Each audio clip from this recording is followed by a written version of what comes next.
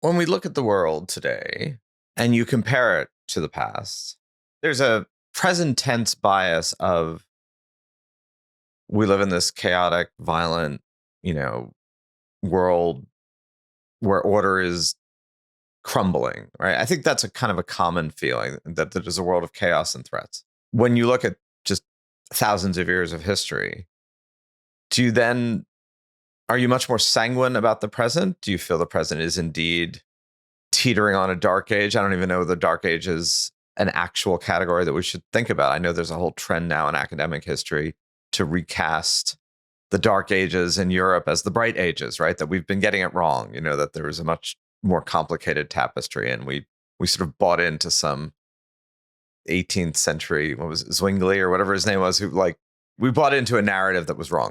It's great to be provocative, right? I mean, look, you could look at that in lots of different ways. I suppose it feels like we're on the point of precipice and apocalypse, and who knows, that might be right, but I'm not a gambler, so I'm not here in the casino to tell you that that's going to happen or it's not going to happen. But however bad things might get, I would assume it won't be as bad as 90% population loss of indigenous Americans in the 1500s. I would like to think it's not going to be as bad as the Great Leap Forward in China, with maybe 45 million people starving to death. I'd hope it's not as bad as the horrors of the Second World War and the persecutions that led to the Holocaust. So, if one wants to think about magnified catastrophic events, the Black Death, probably 40% population loss across Europe and the Middle East, maybe even West Africa and China too, in the 1340s. There are all sorts of things that tomorrow might bring that would be terrible, but let's hope it's not as bad as those. But if you'd want to look at it the other way, the fact that those have happened so many times in history, the fact there have been these kind of breakdown events that have led to so many people dying in warfare, or through disease, or through catastrophe, or through harvest failure, or through famine, or through genocide, the fact that those are such important themes in human history would tell me that probably we're not going to be immune from those in the future, because we're no smarter than people in the past. We've got different tools, but we should be very aware of what the consequences are of those kinds of mass suffering of events. And if you're a historian, one thing you might be trying to advise governments is to say, what are your fragility points? What are your vulnerabilities?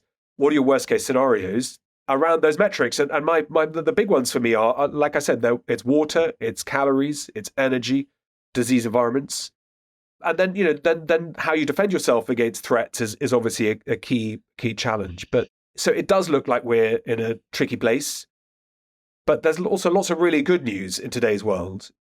Lots of good news about women's right to control over their own fertility, the way that women survive childbirth in every single part of the world. The fact that while we're talking on this podcast, any woman who gives birth, the chances of the mother and the child surviving childbirth are greater than any point in history, and that child that's born will have the longest life expectancy in human history. Now, my colleagues will tell me that there's still lots of women who die in childbirth and still lots of children who die in childbirth, but it's better than it was. There's still a way to go, but that's the triumph of medical sciences. That's the triumph of compassion and humanity's investment in innovation. And, one would like to think that can continue, but it takes one decision by one person, almost certainly a man, that suddenly brings everything to a close. The big red telephone, the big red button that's on more and more desks today than ever before to unleash nuclear, biological, chemical, radiological.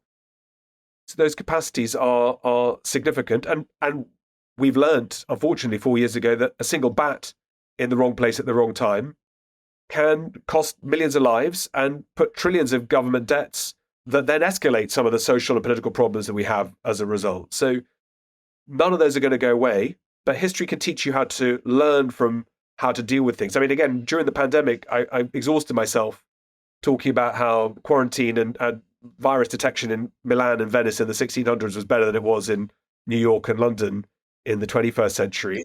I'd been in number 10 Downing Street about a month before the pandemic started to warn about pandemic disease and the lack of investment in response to information about pandemics. So you knew what's coming towards you. So, there can be a value in trying to pick up on some of those fundamentals. So if you were to ask me if I'm optimistic or pessimistic, I'd say I'm neither. Job of a historian is to be sober, drink lots of coffee, and be pragmatic by trying to kind of assess what's real rather than the kind of the fluffy narrative of what politicians are trying to promise us about the future.